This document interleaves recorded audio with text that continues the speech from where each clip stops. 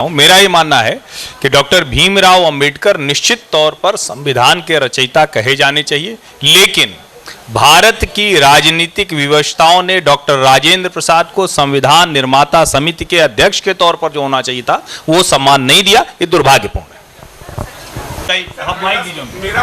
एक minute, mic आ जाए। ये सबसे आगे बैठे। मेरा मूल सवाल ये है कि हम लोग संविधान पे बात कर रहे हैं। हम सभी जानते हैं कि संविधान सभा के अध्यक्ष देश के पहले राष्ट्रपति और बिहार के राजेंद्र बाबू थे और ड्राफ्टिंग कमेटी के अध्यक्ष अम्बेडकर थे। तो आखिर ये किसको माना जाए जो संविधान के रचयिता कौन है, भीमराव अम्बेडकर या डॉक्टर राजेंद्र प्रसाद? जी देखिए, संविधान जब बना तो बाबा साहब अम्बेडकर ने यह बताया कि संविधान निर्मात्री कमेटी के 7 मेंबर थे और 7 में से 6 या तो बीमार हो गए या उनकी डेथ हो गई या दूर रहते थे और इसलिए वो उसमें कंट्रीब्यूट नहीं कर पाए। और हुआ ये कि टीटी कृष्णमाचारी ने बताया कि हुआ ये कि 7 आदमियों का काम अकेले बाबा साहब ने किया। दूसरा, जब उन्होंने मसौदा रखा तो उसमें 7635 अमेंडमेंट आए।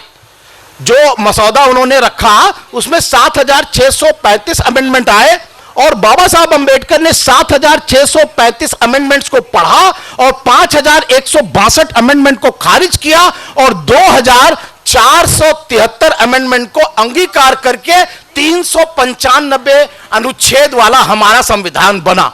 बोलने में बाबा साहब अम्बेडकर 9 से 10 बार डेली उठ करके बोलते थे। 165 दिन लगातार वो डिफेंड कर रहे थे क्योंकि जो 3 रीडिंग्स हुई वो 165 डेज लगे और उनको वो बाबा साहब अम्बेडकर खड़े होकर के डिफेंड करते थे और उसके बाद चलाते थे। और कभी कभी मैंने गिना कि 25 से 26 बार उठ करके वो बोलते थे। कभी वो मूव करते थे मोशन को, कभी वो डिफेंड करते थे। और जो भाषण है 8635 और 3422 और लास्ट उनका जो था 3022 या 3024 वर्ड का आता।